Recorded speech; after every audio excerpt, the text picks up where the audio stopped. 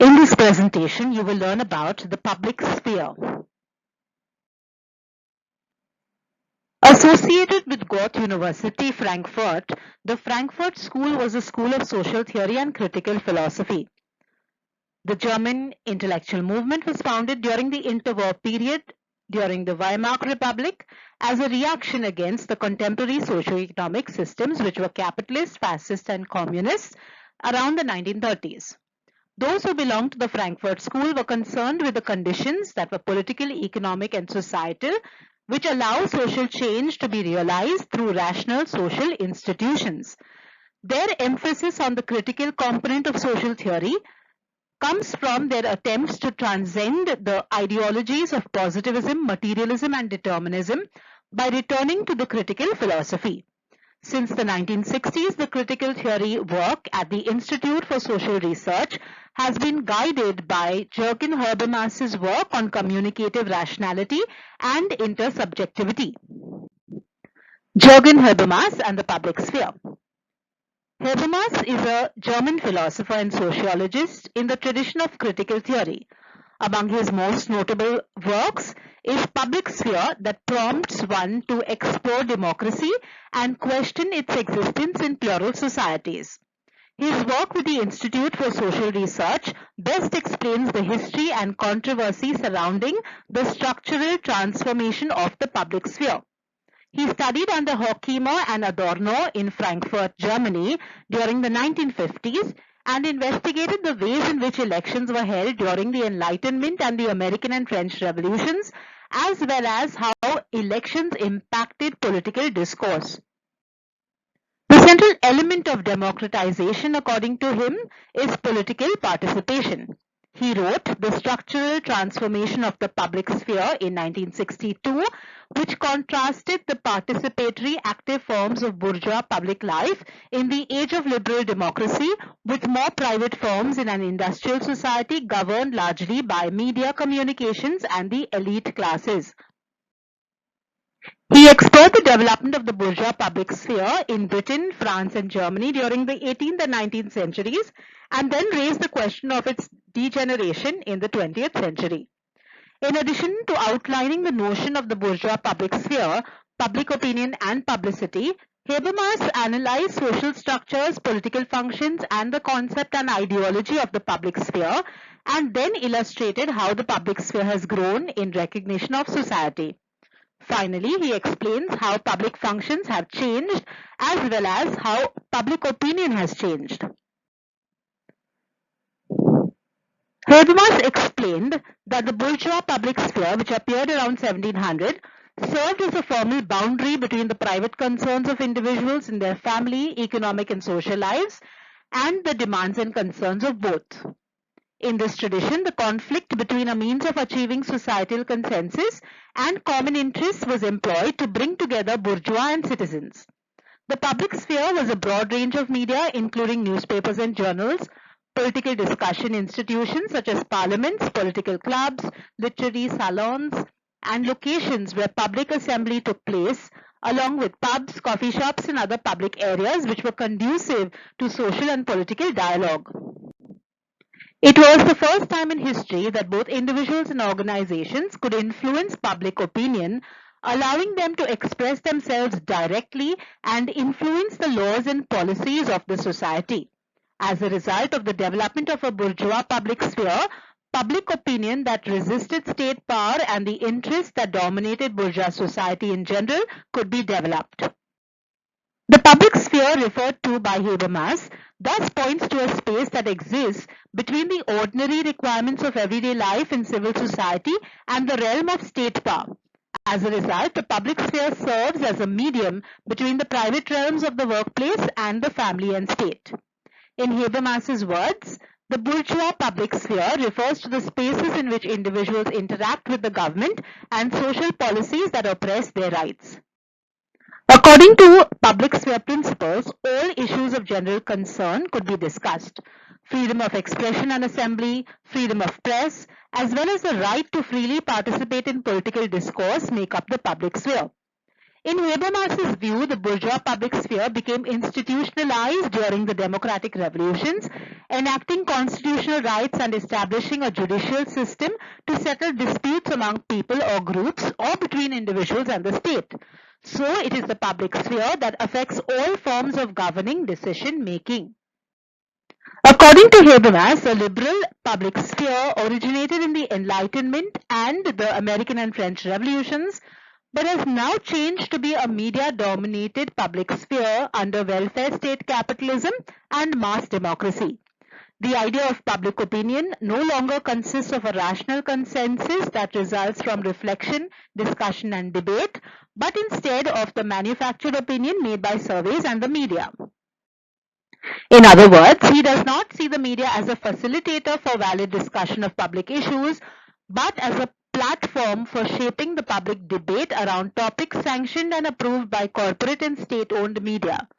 Thus, the relation between a sphere for public discourse and individual participation has been disrupted, and citizens are reduced to passive observers.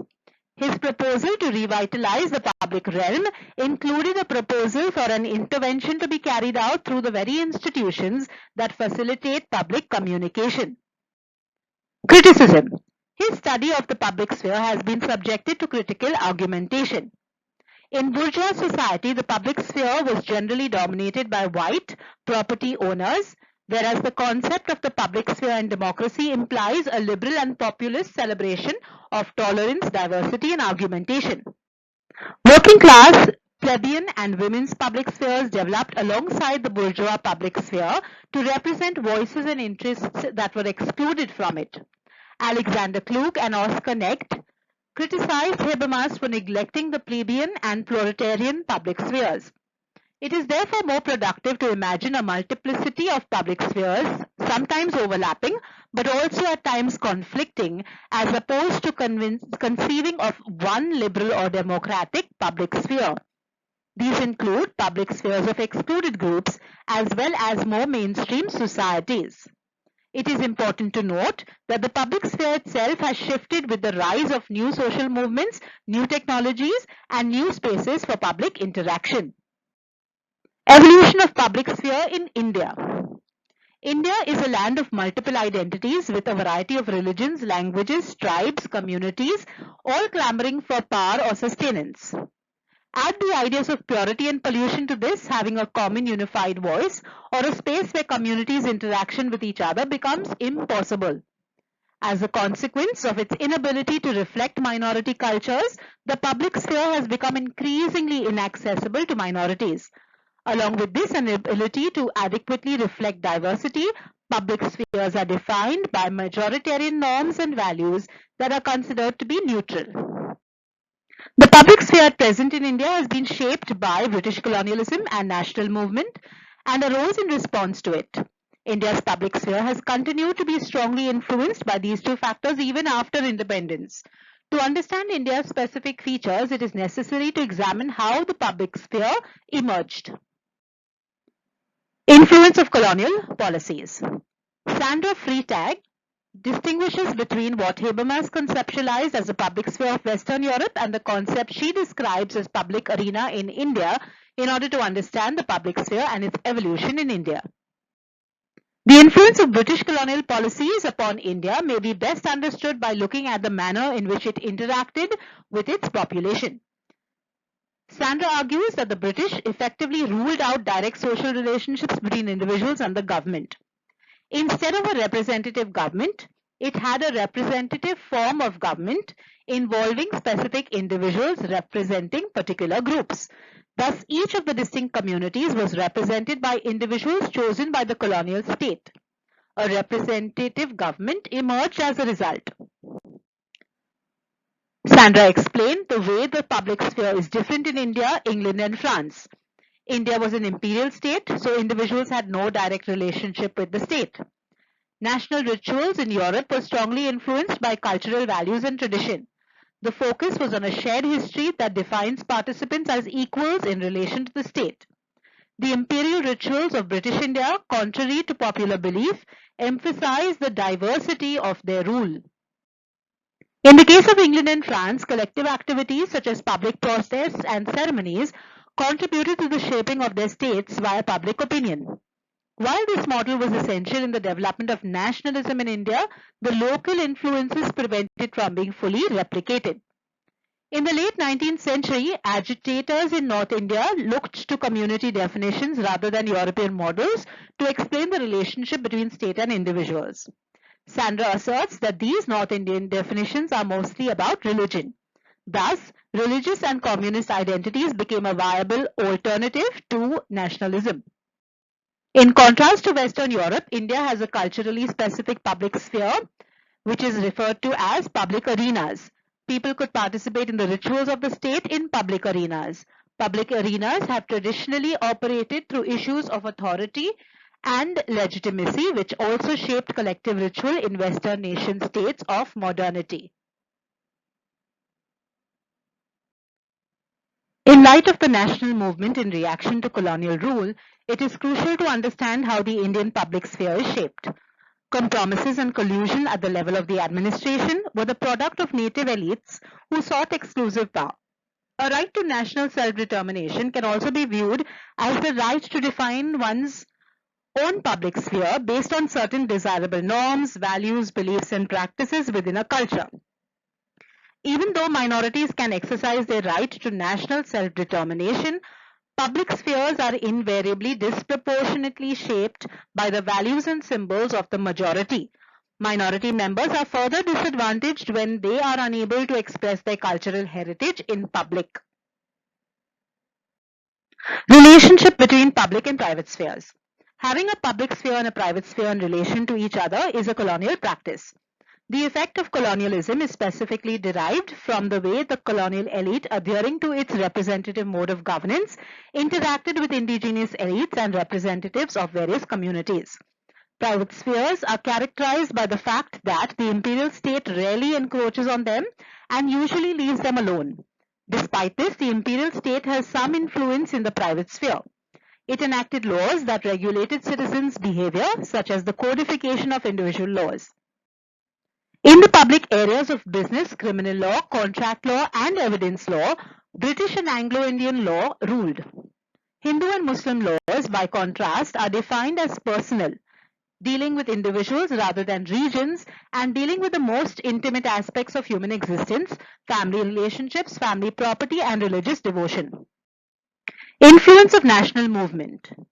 Sandra Freitag extends her analysis to show how public arena activities relate to the national movement. The nationalist movement, when it called upon women to fight the good fight for national freedom, perpetuated the image of a particular woman, the upper caste Hindu woman, to come forward. The idea of Bharat Mata as it emerged was also that of a fair-skinned woman. The forefront of the public sphere was Hindu, upper caste, and needed to be rescued. Freitag points to the cow protection movement as a public sector activity in the 19th century to argue that while it was clearly not nationalism, it was still an important step as it operated in the very same public spaces, utilizing the same forms of publicity and venues of communication, and made very similar kinds of demands for protection of shared values and modes of behavior as did the nationalist movement. For this reason, movements like the cow protest movement had at least an influential impact on the development of Indian nationalism, as did the Western model from which its vocabulary was drawn. Private and public spheres in post-independence India. According to Freitag, the state established public and private spheres of government during British rule. In this dichotomy, the state leaves private or specific interests to the many communities that make up the realm, while remaining the protector and defender of general public interests. The conflict was caused in large part by the assumption that all political issues could be dealt with in the state's institutions, while topics related to religion, family, and identity were considered apolitical and did not need to be addressed by the state or its institutions. However, the state did enact very visible personal laws for Hindus and Muslims, despite not intervening directly in their affairs. In a similar way to this sharp distinction, minority empowerment provisions were later included in the Indian Constitution.